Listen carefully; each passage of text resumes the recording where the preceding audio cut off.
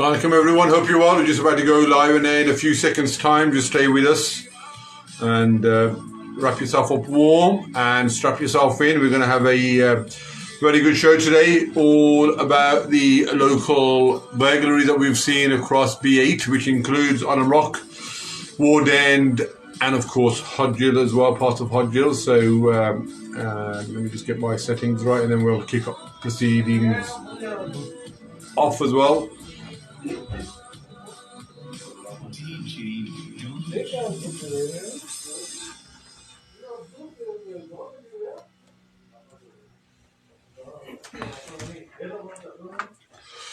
Assalamu alaikum everyone, hope you're well. My name is Mr. Ali with my regular community wellbeing show, coming to you from the studios of Radio Aapki Awaz from the heart of Alum Rock in Birmingham. So every Tuesday evenings, please tune in for our regular updates on local, regional, national and international affairs. So next week, just to give you a bit of a heads up, I have the local representative, Mr. Abdul Saif, coming to talk about the latest UK Home Office figures that were published for the year May 2021 to May 2022, which showed a sharp increase in racism and also hate crime, which includes Islamophobia being the main religion or the main faith that makes up half of all the data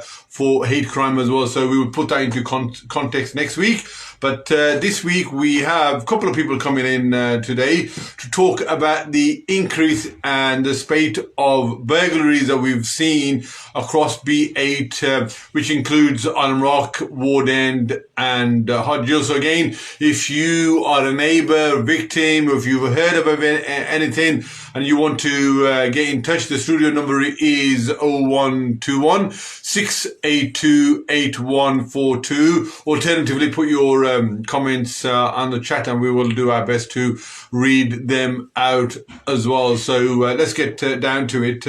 I've got a guest of mine who is no stranger to the studios of Radio Aapki Awaz. Brother Azkar, how are you? Alhamdulillah, thank you. Assalamu alaikum to all the listeners. How are you doing? You okay? So I'm very good, thank you. Can't complain. Just busy as ever. There just seems to be one thing happening after another. But normally we call you in to talk about, issues that you're closely associated with. But this is, especially close. This is very close. This is very, very close. When you told me last week, I don't know whether it was just the weather or you were slightly feeling you were under the weather or just the climate, but there were actually almost tears coming down your eyes, and you're quite emotional, weren't you? Right, let's get this into context. Okay, I may have been perceived to be emotional, but that was solely down to the cold weather. It was just the tears and the cold wind. I think it certainly added to the whole drama, because when you were telling me, I was really taken back, and I was thinking, oh my God, we need to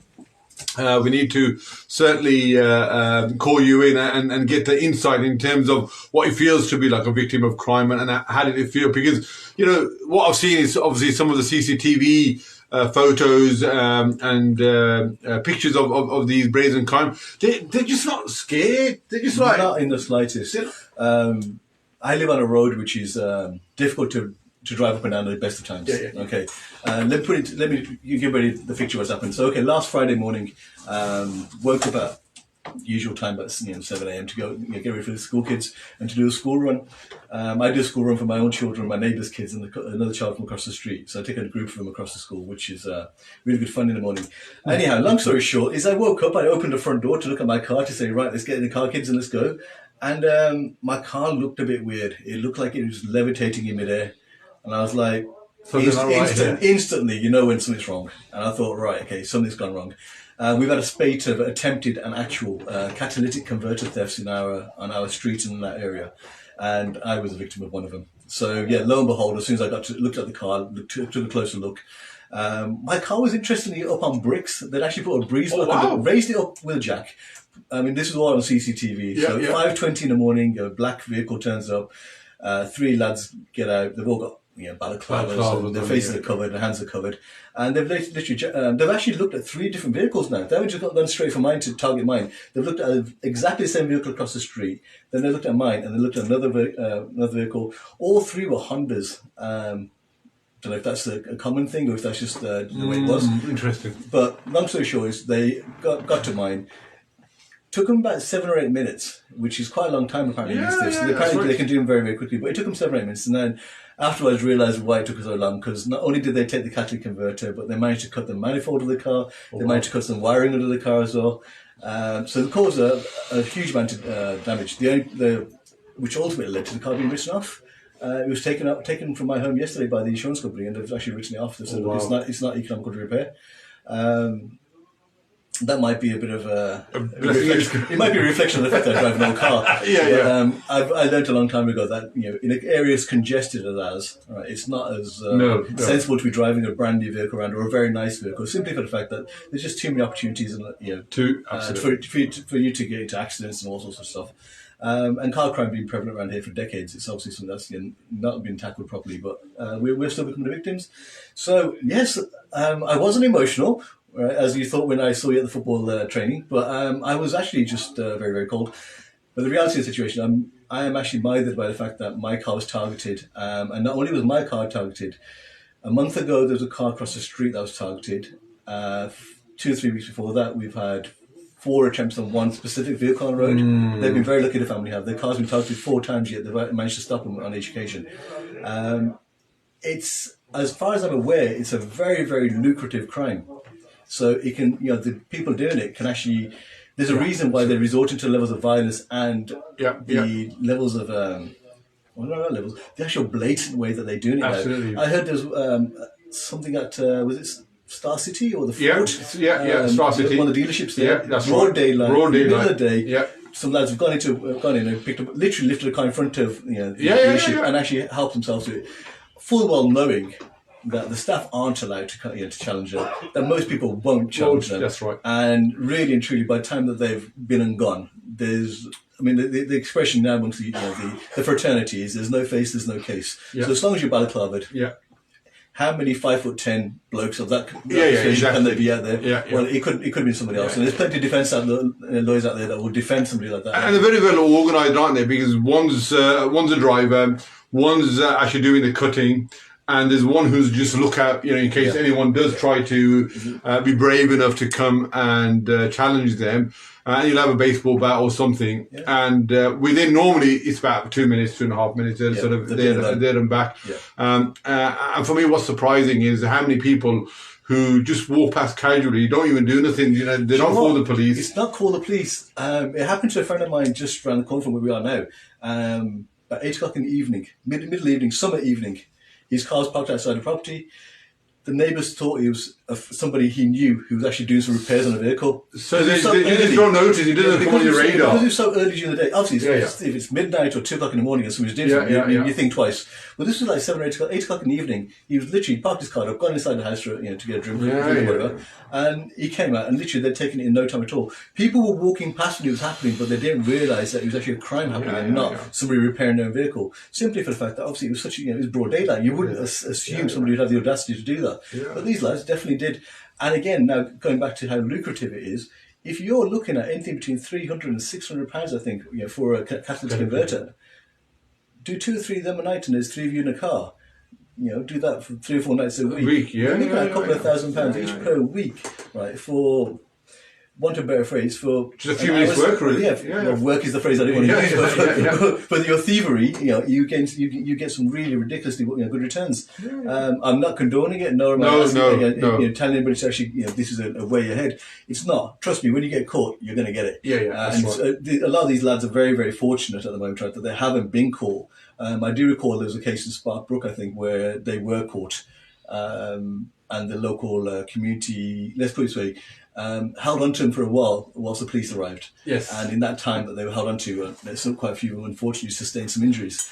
I say unfortunately, but it's just one of them things that people trip over and fall all the time. It's the nature of the job, isn't it? No one's going to just let you thieve their property, their hard-earned property, where you spent many hours, months working towards, and you're not going to let someone walk off with it. And if you do get caught, then until the police come, they will absolutely have their law. But in the meantime, you have the street law as well. And if that's the law that you abide by, you live by, then don't complain. The thing that gets me with this kind of crime is that it's so faceless in the sense that you don't know whose car it is, but it's just been a car that's targeted, right? And we can't. One of the few things we can't do is one of the biggest things that we leave unattended is our vehicles. Right, so it's one of the biggest possessions, which is thousands of pounds, tens of thousands, and plus in some cases, right, which is left on the street. Now think about it. If you had a bag of cash and you could have a road run, you'd be mindful of it, okay? But unfortunately, this is one of the things we can't do anything about. And it doesn't matter if you leave it on the street. If it's on a driveway, it's still not safe. No. There are people who had the catalytic converters stolen from driveways. So there's nowhere really safe for it. I mean, you could lock your car in a garage, and there are apparently a few different things you can do to try and prevent it or to lessen the chance of the crime happening. One being that you can change the bolts that actually hold the catalytic converter together into anti-theft ones. You can have a plate actually welded over the which I've heard a number of people do now. And the third thing is obviously you should be very vigilant. I think the other thing was also, I was reading some of the advice from the police. I think wherever your catalytic converter is, you park it more towards a curb, towards the pavement. It's harder to access it. That's right. So if your converter is on the left-hand side of your vehicle and you park your left-hand side of your vehicle on the roadside, you're much more prone to get got ample space to jack the vehicle up, lie underneath, and do what you do. And if you're like me, you probably won't even know where the catalytic converter is located unless you are a bit more sort of a mechanical and you get involved. And what we also just to say that you drive an electric car, so you don't have one. So I'm okay. Thank you. Just to point that out, by the way. Thanks for that. Telling everyone. So I don't have one. For that. No, I was going to say. You wouldn't be silly enough to put your name on the car, would you? No, I wouldn't. No, of course not. Okay. So the point being though, it's a crime that is so easily committed. It's something that you can very rarely prevent. Now I take this back to policing because this is something that's been going on for quite some time now, and it's a shame that we haven't unfortunately got anybody from the Westminster Police to actually not for lack of trying, I must say. Well, there may be another reason why crime in this area is so prevalent because of that. There's an issue there that you're about to hint on there. Now for me, the biggest issue I've got is, like I say, a number of years ago, we had an issue of street furnishings being taken, right, by scrap dealers. So your manhole covers, your drain covers, railings, lampposts, bollards, anything was being lifted, right, and they were taken in to be weighed in to actually be sold. The government very quickly reacted on that, and said, right, what we're going to do is we're going to impose huge fines and sentences on those people who have been either handling or actually stealing. Okay, so if you're caught in possession of, there's a huge fine and potentially a custodial sentence. If you're caught in the act of stealing, again, it's a custodial sentence and a potential fine as well. Mainly the fines were orientated around the purchasers, so the scrapyards. That crime ended virtually overnight because scrapyards were like, not a cat and mouse chance are we going to risk getting a fine of that quantity just for the sake of a few £100 worth of scrap metal. It's just not worth it. Why is that not the case with catalytic converters? Absolutely. Why is that not the case? I don't think there's a specific law out yet still. After what now, 2 summers now that we've had, are people sort of taking catalytic converters. But there is a specific... This came to real prominence last year, really. And we did a show on this. And even when we raised it with the police were there in the studios last time around. When we raised this, they were just giving us general advice and they gave us the data, which I'm going to share with the listeners again now. They were talking about vehicle crime, talking about the amount of cars that they had recovered that were stolen, in terms of giving those cars without insurance or an MOT, how many of those they had sort of targeted and given fine. But in terms of this, it was, again, all they were doing was coming, giving a log number, a crime reference number. Well, just to say, my personal case, I reported the crime about an hour after I discovered it. So Friday morning. Yeah. It's now Tuesday. Yeah. Not so almost 2 weeks now. And I've not had a single call back. Nobody from Westminster Police has contacted me to say what's going on. Nobody's actually contacted me in any respect to say, look, we're going to come out to actually check your CCTV or anything along them lines. We gave them registration vehicle details because we managed to get this registration from the CCTV. I've had no call back to say anything. So I don't know if there's an assumption that it is being investigated and I need to stay quiet, or that I will go and investigate because we have we have the details. So do I now go to social media and start doing this big investigation and trying to find out if anybody knows where this vehicle is now standing? I did put a post out on social media just to say, be aware that this vehicle is going around. Nobody really came back with any real details, which is fair enough. But the problem I'm having now is that this has become prevalent. It's going to get to a point where somebody's going to get hurt. Absolutely. Right? Because desperation will kick in on one side or the other. Either the side of the people doing the thefts, or the people like myself, the victims. One or the other two is going to react, right? And it will only take one reaction like that, and lives may be lost, lives may be ruined, right? And is it really worth it? Do the police and do the Westminster Crime Commission not actually think that this is a crime that needs to be investigated very quickly, or do they have to become the victim of one before something happens? Because one thing is that once you have your catalytic converter stolen, you become part of a fraternity and a family of people who've actually had them, because everybody starts confessing. That's right. Right, and you'd be amazed at how many people don't report them. Yeah. Right, now I turned around and I reported it. I reported it to police, I reported it to my insurance company, and I said my vehicle's now been written off. Many people don't report to the insurance company because of a fear that around here the premium will go up so much that it's not worth. You can't justify the claim. Well, unfortunately, I'm not one that panders to that thought. I pay for insurance for a specific reason. If my car is stolen, if anything's done to my vehicle, then I'll have to claim upon it because I have every right to do so. Sure. Whether or not my premium goes up or down is by the by. Insurance companies need to be made aware that this theft is happening, and they need to be lobbying either the government or others to actually say that this needs to be prevented, to be prevented. And how do we prevent that? Well, you need to legislate against it. I fully concur with that. And similar to, I know this is a topic for next week, but same with racism and Islamophobia. People like, for example, you may be called even the P word. Maybe they get on the road, there's no need to report it.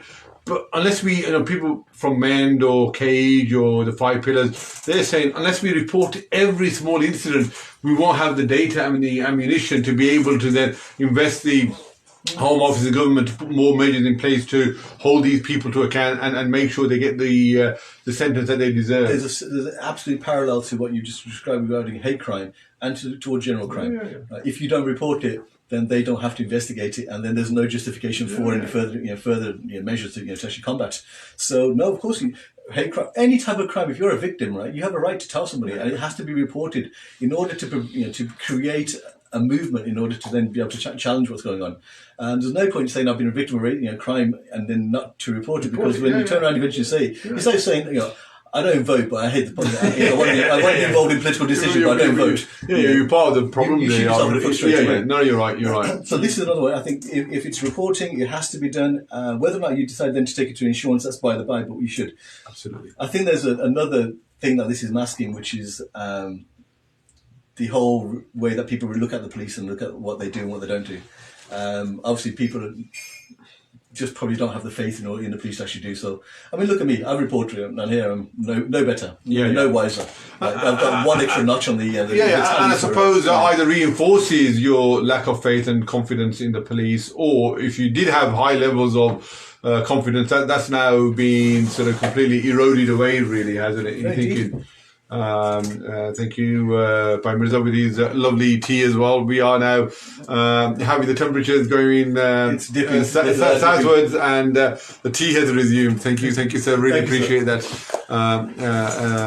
This is the only reason I come on the radio, for his lovely tea. Proper tea as well. I'm telling you. For those of you who have been here in the studios, you realise why I'm here. Really, is, the tea is to die for. Bringing it back to Yes, crime. yeah. Look, my biggest issue around. I mean, I was looking at some of the crime statistics earlier, and I came on today as a victim of crime, not as somebody who's going to do a talk about crime. And otherwise, I would have researched all the data for you. I mean, I had a quick glance, and I looked at that stuff, and I was like, "There's no way this is the level of crime in the area. It's going to be a lot more." Now, everybody's going to turn around and say, "Well, you live in B8, you live in East Birmingham. That's right. It's going to be a bastion for crime. It's going to be somewhere where crime is prevalent all the time." I also want people to realise, right, that the number of people that live in East Birmingham is far beyond most constituencies in the whole country.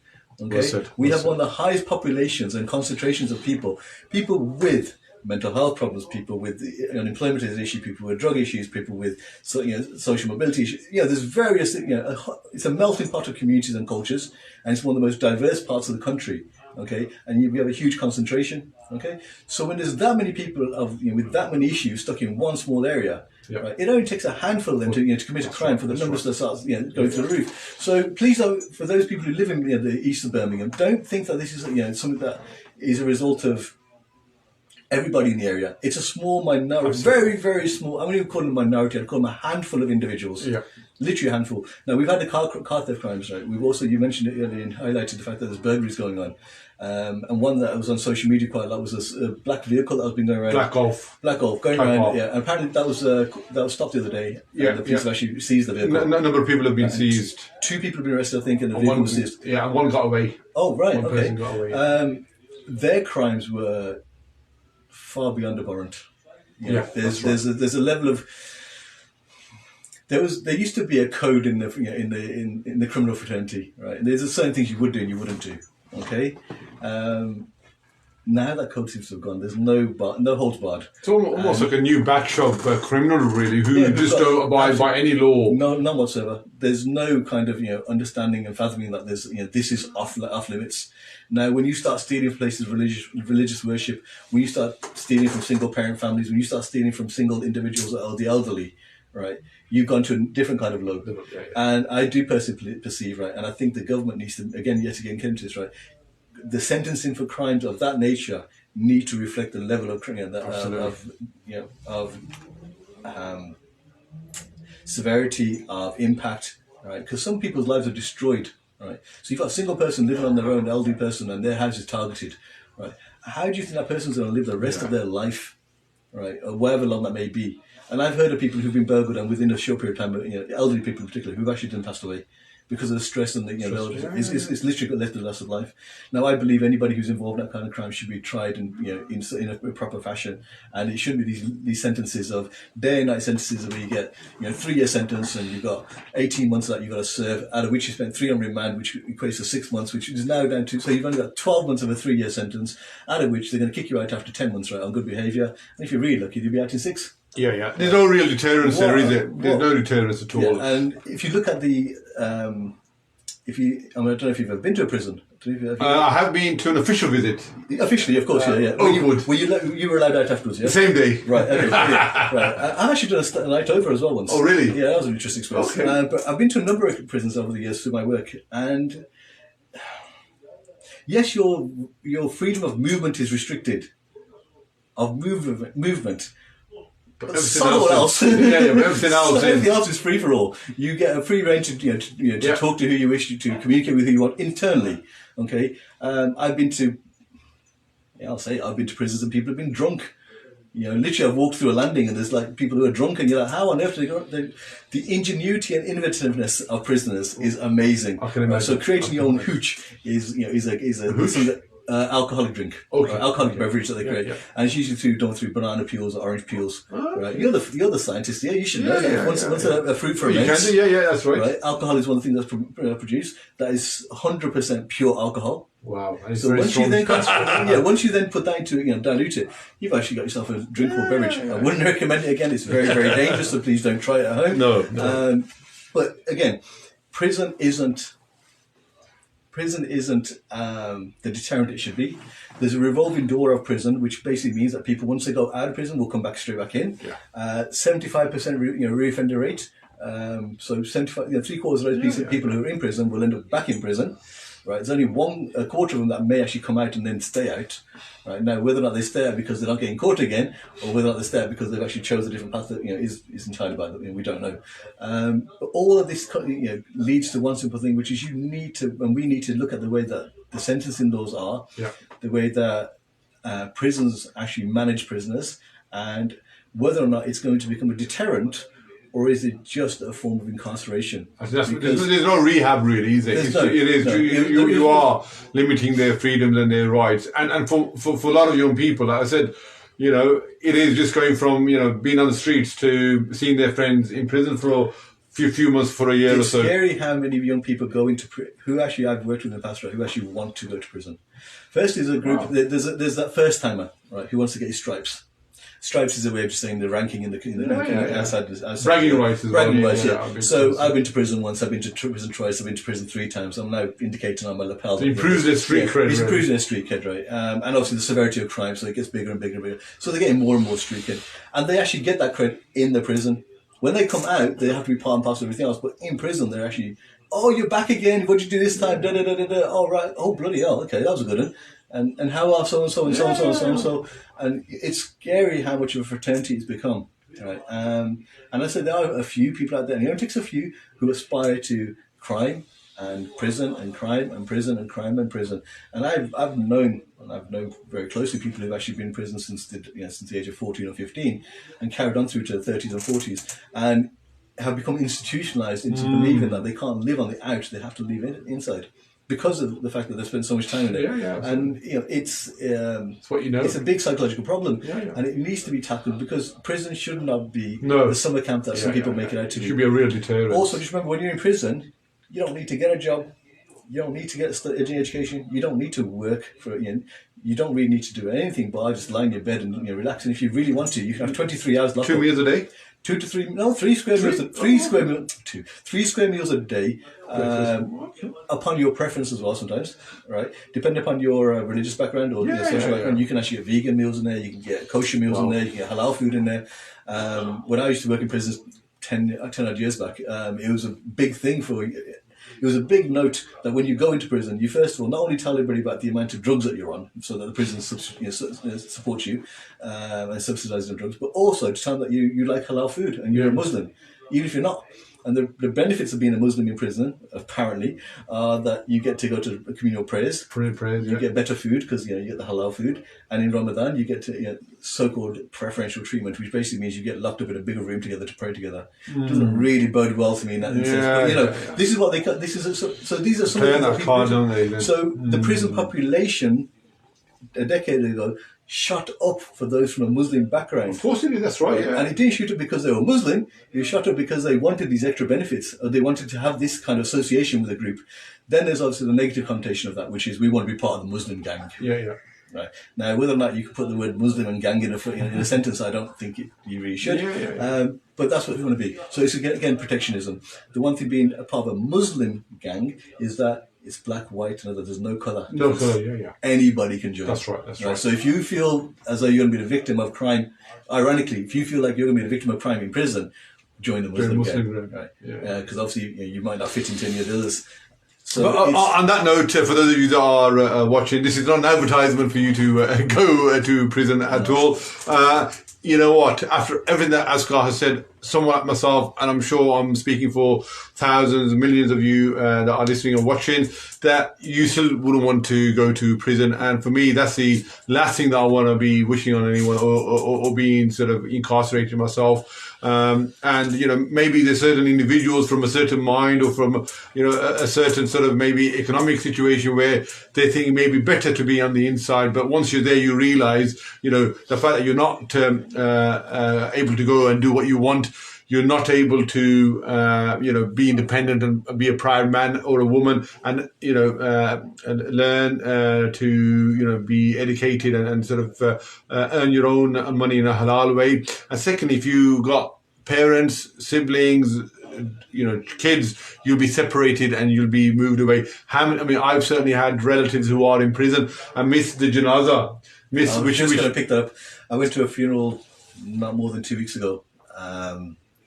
And obviously funerals are difficult times at the best, and it was unfortunate that the family had a young man who was part of the family who actually came into the janazah, flanked by 4 officers, chained to one of them, handcuffed to one officer, and 3 others were standing around him. Yeah. And that experience, and watching that experience, where he had to go and then try and say goodbye to his, I think it was a sister or somebody who passed away.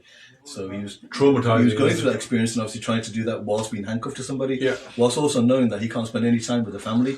And that within 10 minutes of this process happening, he's going to then be stuck back in the car and sent back to whichever prison he's come from. For some of us, the thought of that straight away says, I am not committing any crime at all. I refuse to. I'm just not going to do it because it's just too much of a risk. Absolutely. That if you've ever been to prison and you stood in a cell and had the door slammed behind you shut, right, and then you look at you sit there. I mean, I went to Winson Green Prison many years ago, about 2 decades back, and I was given a tour by the governor, and he said, go into one of the cells then. Right, so I walked into one of the cells, and he went, stay there a second, and he slammed the door shut behind me. My entire life flashed before my eyes, and I panicked. And I was like, nah, I can't do this. You need to get me out. Yeah. Right. And I was in a cell where you could touch the sides. It was the old Victorian part of the prison. Yeah. You could feel the coldness in the walls. It was a warm day outside, but because of the thickness of the walls, you could feel it was cold on the inside because obviously it just wasn't warming up. The window that you were supposedly looking at was just basically a sheet of misted glass, and you couldn't see anything. The door was just a solid steel door, so you knew that wasn't going to go anywhere. There was none of this Shawshank Redemption. I'm going to scratch on the wall and get out. There was none of this. There was no feasible way of making a break for it. And just to add that point, I've had relatives who their other siblings, or they say, look, we don't want the whole drama of prison officers coming with you chained to them. It's too embarrassing. Thank you, but stay away. That's crazy. How do you live away? And then secondly, they weren't able to get the visiting rights, or whatever it's called, the visiting order, to be released in time. Yeah. And I'm thinking, oh God, that would just break you. Your funeral rights for your parents are happening, and you can't be there. No. And like I said, this is mental torture. These are the kind of lessons that sometimes it takes a prisoner or an offender to go through. Absolutely. Which then turns them back the other way. Yeah. Now, it can do one or two things. It can turn you back onto a straight and narrow and make you realise, actually, I've got one of the parent left, or one of the relative left, or sibling left that I want to spend time with, so I won't go down that route again. Or the reverse of that, which is, damn you, I missed that one. I don't care now. I don't care. I'm going to do what I like when I like. True. Right? And you will certainly go off in a complete tangent in the direction. So it's one of the two. And usually it is the latter two, which is, I don't want to do it again. I don't want to experience this again. Most people, once they've gone through experience, crime is a young man's game. Right, and as a young man, you don't appreciate what's around you. Yeah, absolutely. Right? So, a young man or young woman. Yeah, we've all been there, haven't we? Yeah, it's something that you do when you're young. It's something that you do when you're not thinking straight. But when you get the responsibilities right, and you suddenly realise that actually, there's no way I want that door shut behind me. Yeah, there's no way. When I used to work with young offenders, we used to have a really good. We used to take the kids on an experience, which was basically taking them to a police station and actually shoving them in a cell and slamming the door shut and leaving them there for 10 minutes. I think there needs to be more of that. And you know what? For a lot of them, it actually opened their eyes and went, nah. And we were like, oh, by the way, you were in there for 10 minutes, right, with a mate reading a book. Okay, we were entertaining, and you knew we were outside, and any second we could open the door. Imagine having that for 23 hours a day. Imagine doing a mock sort of 24-hour day for a normal prisoner, but in a half an hour or an hour. You're just on a fast track, so they get a real insight of that. And I think a lot of schools and colleges, or even community groups, and I think, maybe I'll. As you know, I work with young people. Maybe I'll try and organise that with one of the local contacts that I've got, actually. Yeah. I think it'd be a very powerful experience, especially for young kids who, obviously you've got to manage this properly. It's got to be something you can't just do as ad hoc. But if managed and actually delivered properly, it could be a very, very good learning experience for many. Right, and for those especially those on teaching on the verge, right, they're either going to go this way or that way. Maybe asking them, saying, "Listen, we're going to give you an opportunity to do an experience with me, right? It's going to take an hour of your life, right? But maybe you'll benefit from it." And obviously, getting parental consent, etc., and then making that experience, and literally shutting the door for an hour and saying, "Right, you're in there for an hour on your own." Honestly, that would blow your mind. It is a very, very humbling experience once that door gets shut behind you and you lay there on this thin mat with a stinky blanket or a horrible little blanket, and you've got that charge sheet. What's the stench like in the prison? Yeah, it depends on who you're sharing a room with. I know. Because I've been to Oakwood, which is a more of a modern type of prison, but I'm trying to think of Winson Green, and I can imagine. They're quite hygienic in some respects. I mean, you have to bear in mind what was trying to do was there's a toilet in your cell. So you and your cellmate will be doing your business in front of the other person. Okay, you have the sanctity of a towel. The question was more, when you go to hospital, there's that certain smell, isn't there? The bleaching cleansers. Yeah. Is there something similar? I never experienced anything like that. I just experienced this real. It was like a silence and a kind of numbness to the whole place. Right, they're not vibrant in places. You get to the wings and you walk around on the aisles and you're like, the landings everywhere, and you walk around and you're like, wow, these are vibrant, because you can hear the boisterousness and you can hear the bravado, and you can imagine there's 300 people locked up in there. They're going to be obviously going and not going crazy, but having some sort of communication, and then trying to manage the limitations that they live within. So if you can't get out of that cell, how do you communicate with the person in the cell next to you or the cell down below you? You've got to find a mechanism of doing so. And I'll tell you what, there's some really ingenious ways of how people communicate internally. It is absolutely phenomenal how smart they are. No, seriously, credit where it's due. I would never. It would take me a long time of sitting in the cell to think, right, actually, I could do this and it would work. And it does work, and they do get away with loads of different things in prisons. Yeah. But back to the point being, right, that we need to. The cost of incarcerating somebody far outweighs the cost of actually giving them a good quality of life. Okay, you could give somebody a really healthy salary and it would be equivalent to their half of what their prison sentence would cost. Okay, we're not looking at the cost of trial or anything else. We're just looking at literally that incarceration part, and even that alone is so expensive, it's unbelievable. So for somebody, it'd be actually better. And the worst part of the whole process, I found, and this is one thing I did when I was with one of the prisons, and they gave me the leaving booklet. Basically, it's one that you get upon release. So here you go, here's your booklet, right? And it's got all the details and numbers you need. And basically, it's got a whole back page of the Samaritans and Citizens Advice Bureau and all the people that you really do not want to communicate with unless you're desperate. And it was and thank you and goodbye, a handshake and off you go. And where they're spending £2,000 or £3,000 a week incarcerating you, you've got to wait 4 or 5 weeks before your benefits are sorted out. Right? Now, in that period of time, what do you do? Right. And that's if you've got a place to stay. No, they will ensure you. You will have to have a place to stay before, in order to get out. They won't just let say, "Here's a gate." It's not like the good old days of porridge, where they open the gates and off you go, and you find your own way home. No, this one they'll actually, they'll want to know where you are, and they'll rehabilitate you accordingly. Yeah. Right, and I say that with reservation and annotation marks, right? Because sometimes it's worth going to do your own research about how that rehabilitation happens. And I'm not going to say on this forum what happens in some prisons, but it is alarming how some prisons are treated, and it's no surprise that they come back. Absolutely no surprise at all. If you do not have income, some form of money in your pocket and a roof over your head and some food on the table, right? What is stopping you from committing an offence? The whole reason you were in there in the first place is because you didn't have the former, right? So now you need to do something about it. So I honestly think that prisoners, once released, right, the prison service has a huge debt to pay them as well, to say, listen, actually, you've cost this service X amount of money, but you know what? Here's 2 weeks or a month's benefit in advance.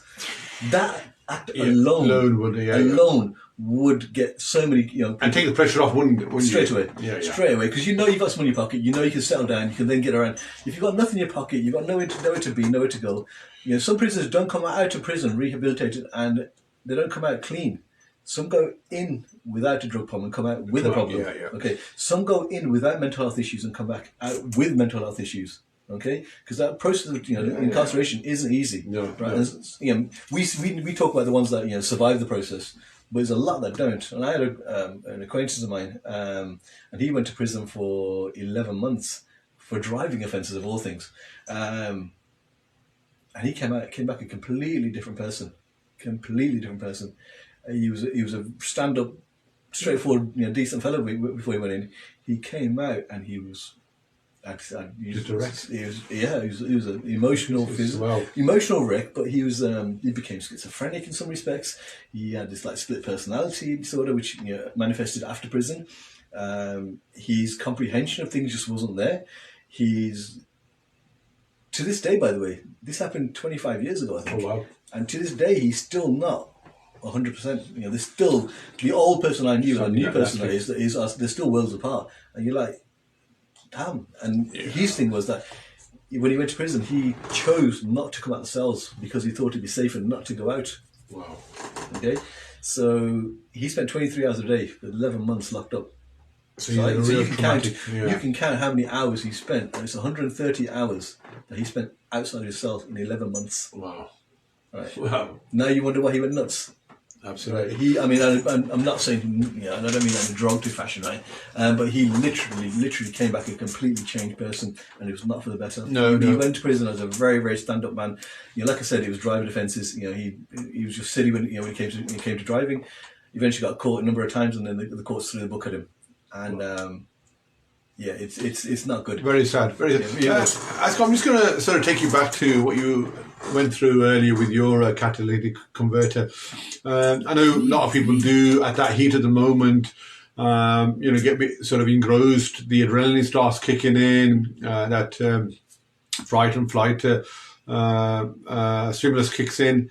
If you were there and this was happening in front of you, what's your advice? I know people tend to sort of get involved, and is it really worth it? I mean, over a catalytic converter, or it's not worth losing your life over. And some of these guys, like I said, they've got a lot to lose. Okay, if they get caught, they're going to prison. They're going to get into serious trouble, and they've also lost a lot of money.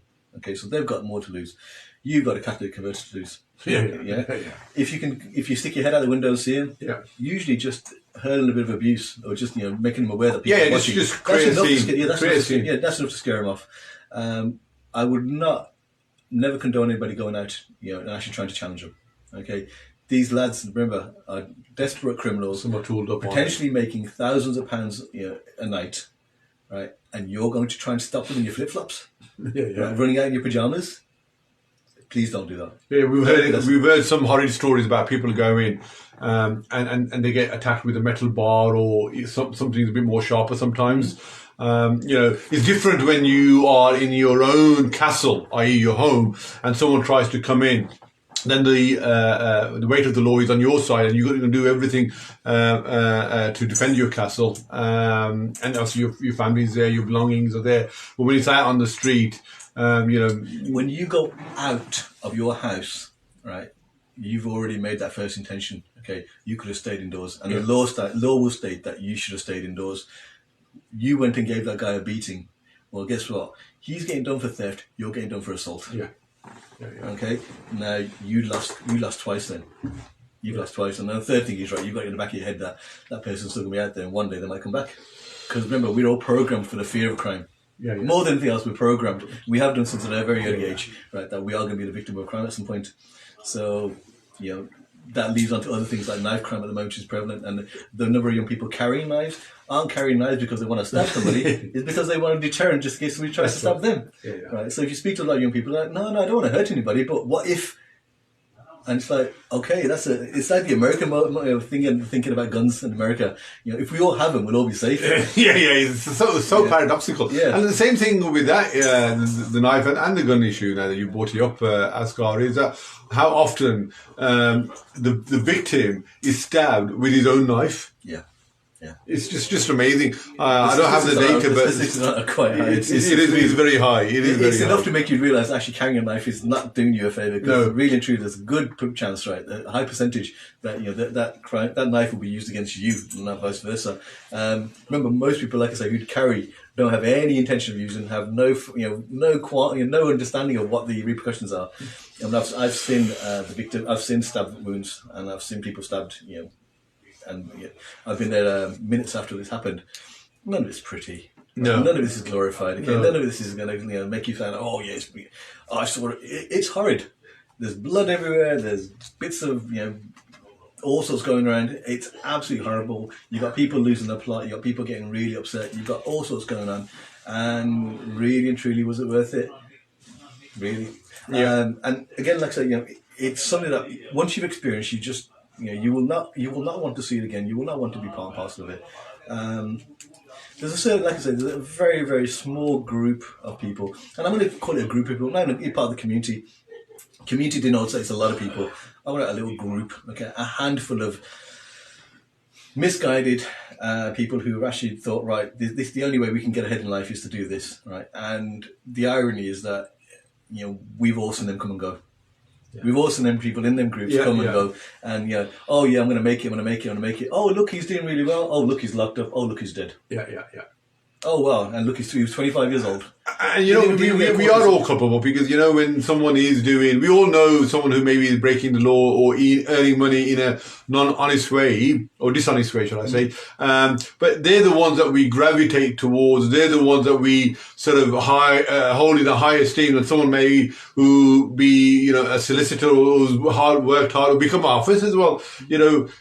So we put some of these criminals on I think they're cool. They live in the life, and the whole sort of commotion that comes with it. But Azkar, I know I'm difficult in getting a word in edgeways, but I want to share the data that the local police give me before the show ends. So, and I want you to share your thoughts on this. Okay. Really. So this is what they came back to me was. This was the local sergeant Warren Hickenbottom for Washwood Heath. And this is what he said. Unfortunately, he wasn't able to come, but he did give me some data. What he said was that at this time of the year, where the evenings are drawing earlier, he goes, they do expect high levels of vehicle crime and burglaries. What he said was that they are in the midst of creating a new team to tackle the increase in vehicle crime. They are spending a lot of time to give prevention advice.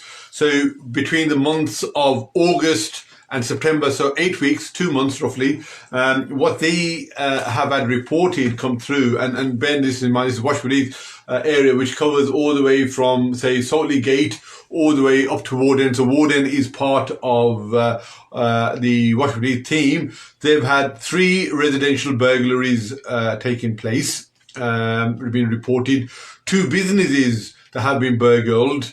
There's been 1 car key burglary, whatever that means, and they've had 4 attempted residential burglaries. Okay, and what they have said, and I know you've already cleared this, they've had someone go down or contact everyone that is a victim of the crime. So they've had all the visits, and they did try to caveat that by saying where possible, and the intention or the aim is to go a second time to give them more prevention advice.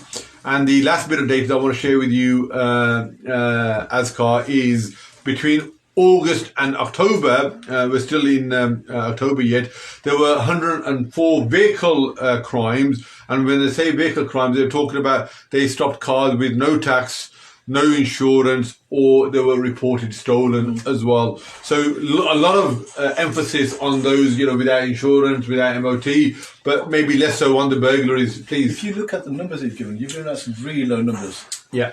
So these are from the actual sergeant last week. The problem we've got here is that the numbers that they give are either based upon the local ward or the constituency or the city, and it grows and grows and grows. Okay, so the figures you've got are specific to Alum Rock and Wellbeing. Right now I've got the data right here for the Hodge Hill ward. The whole ward. So the bigger picture. The bigger picture for August of this year, antisocial behaviour 104. Yeah. This is reported, remember? Yeah. Okay. Yeah. And I still believe, right, that there's a huge amount of underreported. Of course. And a percentage of which may even be 50%. Yeah. Okay. So 104 antisocial behaviour, burglary 71, robbery as in individual theft 30, vehicles crime 120, violence against individual 655. Oh wow. Shoplifting 39. Shoplifting has been going up every single month since the start of the year for some reason. We've got drugs 51, bike thefts 11, theft from a person 11, weapons 63, public order offences 140. A total of how many on yours? So I've got for reported 6. 6, and that's for burglaries. This is not including that sort of insurance stuff. I've got 1,509. So there's a big difference there. Yeah. So if you look at the bigger picture of things, you can mask a lot of figures, and we all know we're all. So these were specific to obviously our subject today, which was all burglary. Yeah, but sorry, don't get me wrong. I'm not saying that the gentleman who's giving you the data is trying to mislead anybody. No. Right. These are the data that he or she has, which is pertinent to the patch that we're referring to. Okay. I looked at the greater ward, and realised actually, hold on a second, the picture is much worse. Yeah. And this is the start. Right, because just remember, we're about to go through a cost of living crisis. They didn't call it a crisis for fun of it. No. It's going to be difficult, right? Households are going to have issues, and simple things like theft is going to be an easy way for a lot of people to gain that little bit of extra that they need just to maybe get them by. Now you have to think about this one. If you saw somebody stealing a loaf of bread, what would you say? Is that a crime that the individual is committing, or is that a crime that we as society are perpetuating that person? Yeah. Because if the person hasn't got anything to eat, right? Who's the victim? The victim is there. Who made that person into a victim? We as a society have a right and responsibility to try and manage and support that individual, right? So we have to look at the types and the manner of the theft as well, right? Now, if a person is desperate and they've got no money at all, right, and they're not using it for drugs, but they're using it to feed the family. Feed the family, yeah. That's a damning indictment to us. Right? That's a damning indictment, and I'm going to say it publicly, right, that to our MPs and politicians, right, and the multi-millionaire MPs and politicians, right, who have absolutely no understanding or regard for the other. Okay, for the poor minions out there that are going to be, millions and millions of millions that are out there, it's absolutely abhorrent that in this day and age, that there are people who have no understanding whatsoever of the people at the services. No, and that's why when you have that sort of common question and that gets bleated out, especially during the election time, is how much is it for a pint of milk? How often will you have a politician be completely wide? Well, Rishi Sunak made a complete pillar for himself, and he couldn't work out half the stuff. He couldn't put petrol in a car, couldn't work out how to use his credit card, couldn't even. He didn't even know what to order. Or what his favourite meal was at a local, well-known takeaway. Couldn't even work it out. Right. It's completely detached from reality. Completely detached. And then for us, who for some who actually have to scrimp and save and get by, and do it legitimately and with every good intention that they're going to do better the next week and better the week after and better the lot for themselves, but they're never given the opportunity to. No. Right. I think it's, like I say, the same prisoners that we spend £3,000 or £4,000 a week on in locking up. We don't even give them, the dole check on time. No. So back to these data here. So, obviously mine was specific to Alum Rock and Ward End.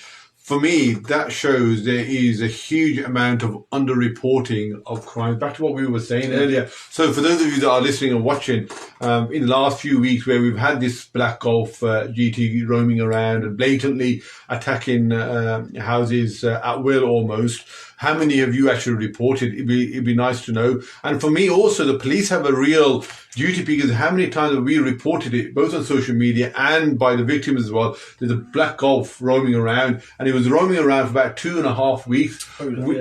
Maybe more, but at least 2.5 weeks that I remember. And it was almost like as though there was no concerted effort by the police to get the intelligence. Who are these people? Where they're operating from? What areas are they specifically going around? And okay, they have been caught, but how many houses have they, or families have they burgled before they got caught? And also, like you said, back to did anybody report it? Every attempted one, was it reported, or was it a case of, oh, thank God we've got away with it? It's just, police aren't going to do anything anyway, so there's no point reporting it. If we don't report it, we can't hold anybody to account. Okay? We can't expect the police numbers in these areas to be increased. Now, just remember back to my original point was, right, that we have a huge concentration of people, right? The demographics and the diversity of people in this area is far beyond any other. Those that we know, a lot of people are living maybe without, obviously on the record. Yeah. Now, the problem we're going to have, right, is that if we have that huge population sitting there, how do we support them? And do we not need more officers because of proportionality? And I don't think the police actually work upon proportionality. I think what they do is they've got 69 wards in Birmingham. They've got X amount of officers, so they divide them equally across the board. Equally, but they can pull in resources depending on the crime level as well. Yeah, but depending upon incidents. So if there's a potential riot somewhere, they all get flanked in. But my point is, though, is that places like our area in East Birmingham need to have more officers simply for the height of the population. There's certain parts of our area which are now unpoliced, and I would say, and I've said it to the police, officers in particular, but it's really ironic that every single police officer I say to disappears after a few months, and they get promoted and move on. 6-12 months, and they do that little patch. My little patch of Washwood Heath Road, right, over by Slayfield School and in between, right. That's lawless in some respects. It's absolutely filthy. There's loitering, there's antisocial behaviour. The amount of car incidences that happen around there is unbelievable. As in, cars parked willy-nilly. Right. And the police do absolutely nothing about it. There's one particular individual who lives on the corner of, I think it's Southern Road, I think, where Mr. Frost is. There's that road there, isn't there? And last year, I felt really sorry for him. People were congregating of a certain community outside some of the businesses. partying, playing music, drinking, all sorts, every day almost. That was in the summer. It was this year and maybe last year as well. And he had reported it on social media to the police, to the MP, to the local councillor, and nothing was getting done. And, he took a local business association for us to be able to get somewhere. But it was like a real battle, and he had to put up with it, and he just felt suicidal. No, it's completely despair. Bearing in mind that he's probably tried everything to try and dissipate this issue, to try and get rid of the problem. Not going to happen. Here's one for you. We had a similar issue on a corner, not far from that corner, where a certain community would sit on the fence outside and sit on the wall. And there was a tenant upstairs in this premises, and he was sick to death of obviously having all these people stand outside and the racket. Well, his biggest issue is the amount of rubbish. So what he did was quite interesting, and I wouldn't again condone it. Well, he got himself some fizzy drinks of a well-known brand, and the wall that they sat on, he poured it all over him, so it became sticky and gooey. Oh, interesting. Right. So nobody sat there again. And they all disappeared. Literally within a day or two, they were like, "Oh, I'm not sitting there." And they moved onto the corner where you refer to. But I mean, normally these issues get moved on. They don't actually get they don't get managed. They move on to somewhere else. So his simple solution was that wall there. Right, it's causing a problem. I'm going to pour this well-known fizzy drink all over it. It's going to get really sticky and messy. And you know what? It worked. It absolutely worked for him. I've noticed the same people are going back to that thing now because it's all washed away now. So I get a feeling the next few days you'll be out there with another bottle, pouring it out there again. But it's down to individuals, unfortunately, that have to do this themselves. Now, the police always say, we don't condone, we don't allow, and it's actually illegal to do anything in a vigilante fashion. Yes. Like, do not take the law into your own hands. But sometimes, you know what? When you've tried every single thing, right? Sometimes you have to get a bottle. It's more despair, isn't it? You're reluctant, and despair doesn't lead to rational thinking. It doesn't lead to you doing rational things. Right? So if you've, that gentleman you referred to earlier, and he tried everything under the book, to try and get that problem sorted out. Nobody helped him. Right? And you use the word suicidal. I mean, and I feel for the man because it may well have led to that. Right? There's only so much you can tell. And you said earlier about your home being your castle. Well, if you're not safe in your castle and you don't feel protected in your castle, then what's the point? What's the absolute point? And remember, in this day and age, people spend over half their income on their homes. Of course they do. Right, so you're spending you spend a working week out there, of which half of it goes towards just paying for the property that you feel as though you're being locked inside. There's a Canadian expression which is, we don't like locking our front doors because why should we lock ourselves into our houses? Right, and I really admire that because I think it's very, very true. We shouldn't live in a society where you have to lock yourself into a property. And if you do, then you really need to address what you're doing, because is that really the way to be? Last point to Azkar, really, just about the intel and the partnership that we're supposed to be having with our local police. What we have seen is, I know austerity and the police numbers have gone down. They are now sort of trying to their best to redress that and get it back to pre-austerity levels. What happened to community policing? Community policing ended a long time ago when police officers started becoming transient in their roles. So a police officer's role now is completely different to what it was 40 years ago, 50 years ago. 40, 50 years ago, you'd be a local beat bobby on your beat. It would be your patch. You'd be there till you retired. Literally till the day you retired. You'd bring in another officer a few years before your retirement. You'd teach them the ropes. You'd show them who's who. You'd knock on the doors and say, right, this is who you need to know about. There's that person there, that person there, that person there. Watch out for that corner over there. That business over there. Watch out for first name terms. First name terms, right. It was community policing because the community officer knew the community. We don't have that now. Now we have policed communities. Not community policing, but police communities. So the police come in, they draft themselves in, they do what they have to do, they have their presence, they run around doing what they do. And, I'm not knocking them for doing it, and it's better than not having any, but it's not what it used to be. And what it used to be was actually having knowledge and intel, and that's where policing happens. Policing doesn't happen because, somebody walks, an officer walks past a burglary robbery every day. No. That's very rare. A burglar is not going to say, right, officer, I'm just going to go rob the house over there. Do you want to come out? No, they're going to do what they do. It's up to the community to tell the police officer who they trust to say, do you know what, that lad over there, don't know how he's getting his income. Don't know, and he's out every night from midnight to 6 a.m. He's always out, and he comes back with a big black and white bag with stripes on it. Right, there's definitely something going on there. Right, that community policing doesn't happen because our officers are all looking, and quite rightly so, and they're in careers, they're looking for a promotion. Back in the day, you'd have beat bobbies and the senior ranks, right? There wasn't that transition moving up and down. Few chose to go higher. A lot of them chose to stay where they were because they liked the community. That's why they enjoyed They enjoyed being a police officer in that patch. it doesn't happen anymore, and you're not allowed to do it anymore. Now, and I think the thinking of the police is that familiarity breeds contempt. So the longer officer stays there, the more likely he is to become part of the problem, and blind to certain things. There's some truth in that, right? But at the same time, there's a lot of truth in community policing, a lot of need for community policing. I have used that expression for many, many years. That's why I say it so fluently, right? There's a difference between community policing and policing communities. If you're policing communities, don't expect help. Don't expect that two-way partnership, because you're imposing something on somebody. If it's the other way around, and you want to do it with the community support, it's a whole different ballgame altogether. And unfortunately, it's not going to come back because officers do not stay in a patch anymore. And until that changes, then there's no such concept, as far as I'm concerned, of community policing. Lost faith in the police.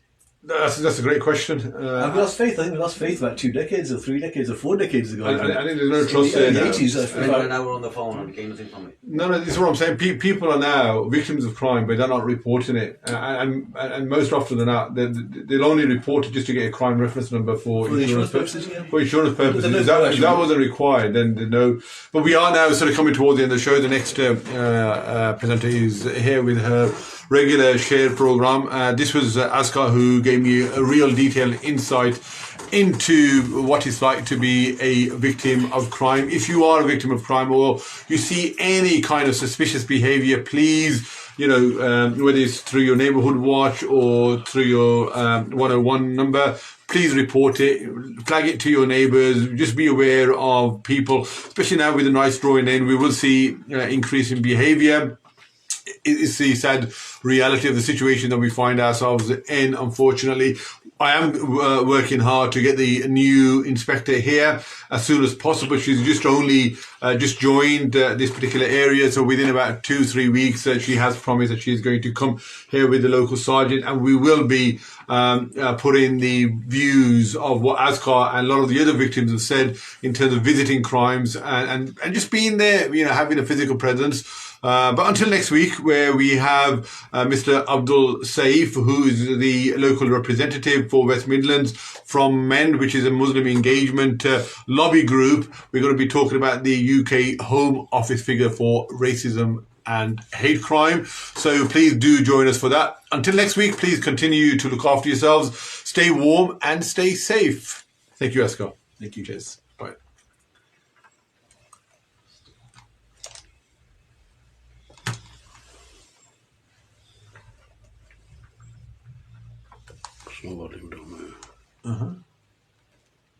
Is he not here? It's playing.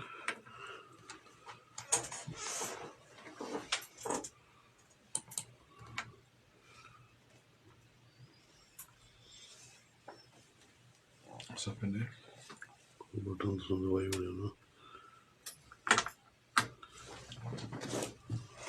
Just play. No, idro makanas. So I do it. Thank you.